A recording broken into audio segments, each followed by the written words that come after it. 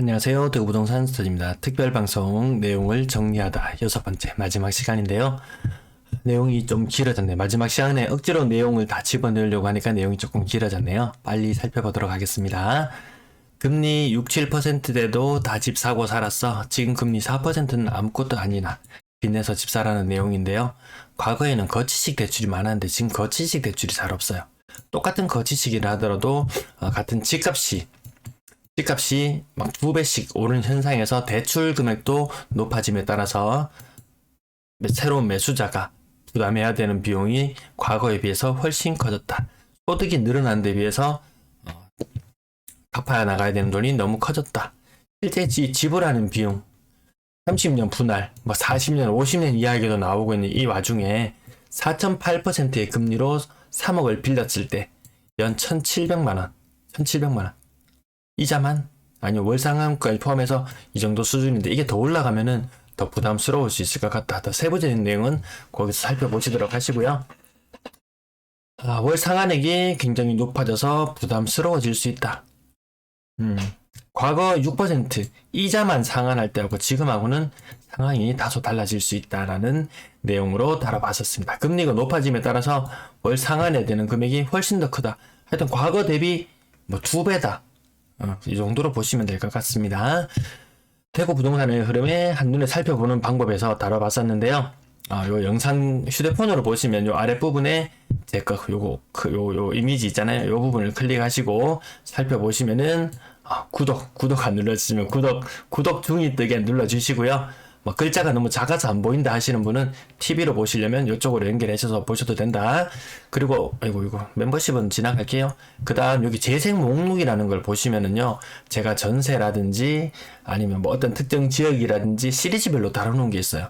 요거 지금 보셔도 계속 유효한 상태예요. 제가 특별히 업데이트가 더 필요하지 않은 이상은 과거에 달았던 게 아직도 유효하다 이렇게 보시면 될 것 같습니다. 이 부분에 보면 적정 가격은 어떤지, 범사 만삼은 어떤지, 제가 지금 특별방송 내용 지금 수십 개 정말 많은 영상을 찍었었는데 그 영상들을 총 6개의 영상으로 지금 정리를 하고 있는 거거든요. 왜냐하면은 과거 영상들 하루하루 올라오는 것도 보기 급급한데 과거 영상들까지 찾아보시기 쉽지 않으시잖아요. 그래서 그 부분, 필요한 부분들 지금 보셔도 유효하다. 지금이라도 한번 살펴보시고 구매를 앞두고 계신 분 혹은 매도를 하시려는 분 어느 분이든 상관없습니다. 시장 분위기 파악에는 도움이 되실 거예요. 그래서 이렇게 시리즈별로 묶어놨는 내용 꼭 살펴보시기 바라겠습니다. 땅 짓고 여기 속절없이 추락하는 대구 집값 이렇게 막 뉴스에 나오고 했었는데요. 과연 이것이 정확한지 아닌지 재미난 비교 실험을 한번 해봤었죠.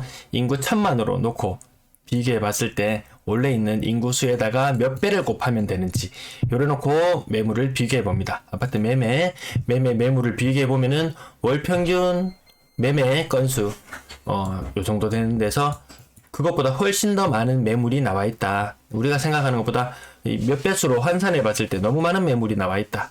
이렇게 볼 수 있었고요. 아파트 전세에 마찬가지로 인구 1000만으로 놓고 비교해봤을 때 많은 매물이 나와 있다는 걸 확인할 수 있었습니다. 자세한 내용은 제목 있는 영상으로 찾아가셔서 확인해 주시면 될 것 같고요. 대구 입주 아파트 얼마나 많기에 대구만 가지고 난리냐. 부산, 인천 만만치 않아요. 요 뉴스를 요 소식을 전해드렸을 때만 해도 인천의 집값은 아주 견조한 흐름을 보였어요. 근데 인천도 만만치 않게 많은 매물이 있거든요. 인구는 줄어들고 대구 같은 경우는 인구는 추계로 해봤는데요. 근래 들어서 인구 줄어드는 속도도 조금 줄어들긴 하더라고요. 아무튼 인구 이동까지 추계해놓고 봤을 때 적정 공급량 대비 적정 인구수 대비 공급량은 인천이 대구를 압도한다. 그래서 인천이 위태로울 것이다 라고 이야기를 하고 나서 얼마 지나지 않아서 인천 마이너스로 막 이렇게 나타나고 주간 실거래 지수 마이너스 나타나고 그런 현상들을 보셨을 거예요. 그리고 부산도 만만치 않다 했는데 부산은 신기하게 잘 버텨요. 연평균 공급량 이렇게 비교해 봤을 때 인구 1000만원 놓고 비교했을 때 인천이 압도적이다. 왜 대구만 가지고 난리냐. 사실 인천이 더 많다. 근데 인천은 인구가 많이 유입된다고 하니까 그 부분을 일부 상쇄하더라도 어쨌든 공급은 나중에 충격으로 다가올 수 있다. 은행이 주담대 원금 일부를 상환하라고 요구하네요. 요거 2번의 시리즈로 다뤘던데요. 예전에 집값이 떨어졌을 때 LTV 초과 부분에 대해서 돈 갚아라 이런 이야기 나왔어요. 지금 은행에 예금하는 사람들 뭐 일부 투자자들은 네 호구냐? 왜 은행에 예금하냐? 그 집 사야지. 그렇게 사람들을 쪼아대서 사람들이 참다 안 돼가지고 뭐 영끌이니 뭐니 온갖 방법을 다 동원해서 집을 사기 시작해서요. 그 결과 은행 예금이나 대출이나 거의 똔똔이가 되어버렸어요. 나중에 더하고 더해가지고 사람들이 예금을 다 빼내가 버린다. 최악의 경우에 이런 경우는 있을 수는 없겠지만 만약에 사람들이 전부 다 집을 사기 위해서 은행에 있는 돈을 다 빼내버린다. 그러면은 결국에는 그것이 다시 부메랑이 되어서 뭐 투자자들에게 혹은 투기꾼들에게 돈 좀 갚으세요라는 메시지를 날려보낼지도 모르겠습니다. 두 번의 시리즈로 다뤄봤었어요. 지금 이런 일이 일어난다면 정말 최악이죠. 정말 최악인데 세상살이 어떻게 될지 모릅니다. 지금 과거 뭐 10년에 한 번씩 큰 위기들이 오고 가고 있는 이 와중에 지금도 큰 위기의 소용돌이 속에 들어왔다고 봐도 무방할 정도의 시점인데 사람의 앞일은 알 수가 없을 것 같네요. 아무튼 은행 전체적으로 봤을 때도 대출 액수가 좀 줄어든다 이런 이야기가 나오는데 그 세밀한 부분을 뜯어보면은 주담대는 계속 증가해요. 1월, 2월, 3월, 4월 은행 예금이 줄어든다. 그래서 은행이 더 많은 대출을 유치하기 위해서 노력하고 있다. 뭐 이런 이야기들이 나오는데 뭐 신용대출이나 뭐 마이너스 통장이나 이런 대출이 줄어드는 것이지 주담대는 아직도 증가하고 있습니다. 집이 안 팔리는 이유, 일반적인 아파트 거래 우리가 아는 것보다 더 적다는 내용이었었는데요. 법인이 막 사들이는 거 아니야? 이렇게 봤을 때 개인과 법인 간의 거래 이렇게 보면은 한 덩어리씩 막 사는 경우 있어요. 이게 뭐 LH나 뭐 도시공사나 뭐 이런 곳에서 일부 사들일 수도 있고요. 어떤 지자체에서도 사들이는 경우가 있어요. 법인 간의 거래는 보면은 건수가 많을 때 이렇게 덩어리 나왔던 것들, 과거에 나왔던 것들 보면 일부는 공공의 목적을 위해서 사들이는 것도 있고 아니면 일부는 뭐 구축 아파트들을 사서 뭐 부시고 새로 짓기 위해서 사들이는 경우도 있었다. 그래서 일부 이런 거래 현상들 지나가고 나머지 이제 노란색 선에 있는 요 부분들 서울 사람들이 와서 막 사는 거 아니야? 개인이 법인에게 팔았는 거죠. 막 사는 거 아니야? 막 이런 것들도 막 나오고 했었는데 알고 보면은 더 많이 지어서 팔기 위해서 하는 거다. 그리고 여기 나오는 거는 거래 신고가 빨라지고 있다는 현상들. 그래서 월초가 되거나 이러면은 야 이번 달에 거래 정말 많겠는데 이런 기대감을 좀 품게 만드는 경향이 있는데 그게 사실은 거래 신고가 많이 빨라지고 있다. 이 감정원과 한국부동산원 이 두 개는 감정원은 거래 일자를 기준으로 하고 부동산원은 신고 일자를 기준으로 하고 이 두 개의 차이가 점점 사라져가고 있다는 것을 통해서 거래 신고가 빨라지고 있다는 거. 거래 신고 일자 이꼬르 이런 말 아이고 오래된 말이네요. 네, 거래 일자 이꼬르 자꾸 거래 일자는 신고 일과 거의 같다. 이렇게 그것이 최근의 현상이었고요. 특정 시점을 요 질문들을 가장 많이 해주세요. 지금 또 집 사야 되나 말아야 되나 그럴 때 고민할 때 특정 시점을 정해야 살 것인가, 거래량을 확인하고 살 것인가, 목표가를 정해서 살 것인가. 목표가 지금 사신다고 하면 최고가 대비 요 가격 아마 요게 지금 가장 유효한 가격인 것 같고요. 거래량은 아직까지 확인하기 어려워요. 어쨌든 요거 빨간색 네모 쳐놓은 부분은 본인이 스스로 확인해 보셔야 된다. 단순히 거래량이 많다 적다를 따지기보다는 전체 아파트 개수 대비의 회전율도 한번 계산을 해봤어요. 굉장히 어려운 계산이었는데요. 이 본 영상을 통해서 자세한 내용 봐주시면 되겠고요. 월간 2,000건이 하면 거래 빙하기라고 했어요. 1월 달에 뭐 800건씩 거래되고 막 1,000건도 넘어가기 힘든 거래가 지금까지 계속 이어져 나오고 있는데요.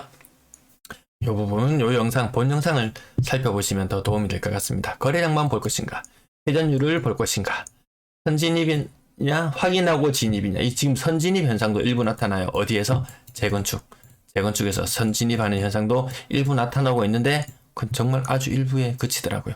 정책의 방향이 명확하지 않기 때문에 좀 시장 참여자들이 많이 오락가는 경향이 있습니다. 제가 과거 영상에서 말씀드릴 때는 아마도 선진입할 때는 월간 한 2,500건 정도 거래가 나타났을 때 그때가 오를 것이다. 지금 근데 월간 2,500건의 거래라는 것은 상상하기도 힘들 정도로 많은 거래량으로 느껴지네요. 가장 위험한 사람은 전세 가장 위험한 사람은 어떤 사람인지 전세 관련된 글을 계속 많이 올려드렸었는데요. 대구 전세 진실과 마주하기라는 내용, 전세에서 월세로 전환되고 이런 제가 서울의 데이터를 다 뽑았어요. 왜? 서울에는 갱신 요구권, 갱신한 것인지 아닌지, 갱신 기간이 언젠지, 종전 계약 금액은 얼마였는지 막 이런 것들을 다 놓고 봤을 때 이렇게 나오잖아요. 이게 나온 지가 언젠데 대구 지역은 아직도 이걸 적용받지 못하고 있어요. 그래서 정확한 전세 거래량은 알 수 없다. 아무튼 대략적인 전세 월 평균 이동할 수 있는 그 건수는 한계가 있잖아요. 요 구별로도 다 정리를 해놨었는데요. 구별로 이동해놓고 봤을 때 어디가 과연 위험한 지역일까? 이동하는 대비 매물이 많은 지역이 위험할 것이다. 이 중구 지역 이런 데 보면 전세 가격 많이 떨어지고 있는 거 느껴지시잖아요. 달서구 지역이라든지. 아이고 너무 많아서 조금 좀 빠르게 지나갈게요. 전세 갱신 청구권 아니더라도 전세가가 오르기 힘든 이유, 생각보다 아파트에 전세를 살고 있는 사람 수가 그렇게 많지 않아요. 월세를 살고 있는 사람도 그렇게 많지 않아요. 생각보다 아파트 자가율이 굉장히 높다는 거. 전세입자가 약 5만 5천 가구 대구에 돼요. 평균 전세가가 지금 2억 6천만 원 정도에서 조금씩 예전에 2억 6천보다 조금 더 떨어지고 있더라고요. 그렇게 해봤을 때 전세자금 규모는 이 정도 될 것이다. 그랬을 때 금리가 과거 와 진짜 꿈같은 시절이네요. 금리가 2.5%. 이럴 때 대비해서 금리가 조금씩 올라갈 때 따라서 전세입자가 지출해야 되는 돈이 굉장히 커진다. 굉장히 커진다. 그러면 자영업자는 더 힘들어진다. 전세입자가 돈을 더 안 쓰게 되니까. 전세가가 오르는 것은 매물 금리 영향으로 한정적일 것이라고 했던데 단기적인 지금 예측까지는 지금으로는 맞아떨어지는 부분이 있는 것 같네요. 전세대금 대출 받으신 분 금리 변동되었다는 은행 문자 받으시나요? 가슴이 철렁하나요? 이런 내용들. 보통 변동금리로 많이 대출하기 때문에 저런 현상들이 있었던 것 같습니다. 전세 가격 떨어지는 소리. 전세 가격 제가 예측했을 때 와 정말 기가 막혔습니다. 1월달 예측치하고 오차가 6건밖에 안 되고 지금은 오차가 81건. 근데 지금 4월 말이 되었을 때 오차가 한 1000건 됐어요. 너무 오차가 너무 많이 생겼어요. 왜냐하니까 갑자기 팔아라 하는 정책 때문에 사람들이 매물을 많이 걷어들였어요. 근데 그것도 다시 늘어나고 있는 추세로 바뀌고 있어요. 제가 뭐 1000건, 뭐 2000건 이건 크게 중요하지 않아요. 오차. 뭐 예측도 안 해보고 그러면은 뭐 아무것도 없이 하는 것보다 그래도 예측이라도 해놓고 보는 것이 더 의미 있는 일인 것 같습니다. 이게 1000건 줄어들었다고 해서 전세시장이 임차인들이 다시 발을 동동 구를 것인가? 아니에요. 임차인이 발을 동동 구르려면 전세 매물이 과거에 적었을 때 있죠. 1500건 이렇게 나왔을 때 임차인들 발 동동 구르는데 지금은 임대인들이 발을 동동 구르는 경우가 많은 걸로 알고 있습니다. 방송 보시면 이런 게 묻고 싶으신 거죠? 자, 지금 과연 어느 단계일까? 사야 될까 말아야 될까? 이 단계들에 대한 이야기도 나눠봤었고요. 질문은 똑같다. 실거주하고 있는데 분양받았는데 기존 주택 처분 사유하고 받은 거라서 입주하려면 기존 집을 처분해야 하나요? 뭐 이런 물음들에 대해서 과연 얼마에 팔고 싶은가? 난 비싸게는 팔고 싶다. 근데 이 시기가 지나면 지날수록 파는 게 쉽지 않을 수 있다. 뭐 요 부분들에 대해서 알아봤고요. 답도 똑같다. 뭐 본인이 선택을 해야 된다. 뭐 요런 내용들 다뤄봤었어요. 지나갈까요? 어쨌든 시간이라는 것이 점점 매수자의 편이다. 지금 현재 매도자의 편이 아니다. 연말이 되면은 요 현상은 더 심화될 걸로 보여지는 것 같습니다. 스태그플레이션 그게 뭔데? 라는 내용이었는데요. 요 과거에 그 정부 기관에서 나온 자료를 바탕으로 했었는데 원자재 가격이 오르면 건축비가 무시무시하게 오르나요? 지금 원자재 가격 오르는 현상들 지속되고 있는데 뭐 일부 오를 수는 있지만 건축비 오르는 것이 좀 제한적일 수 있다. 분양가에 반영되는 것이 좀 제한적일 수 있다. 그게 과거 스태그플레이션 비스무리한 현상이 일어났을 때 나타나는 현상이었어요. 그러면 이거 지금 여기 때문에 머리 아픈데 있죠. 둔촌주공 이런 데 머리 아픈 현상 나타나잖아요. 아마 다른 지역들도 아마 둔촌주공 비스무리한 현상이 또 나타날지 모르겠어요.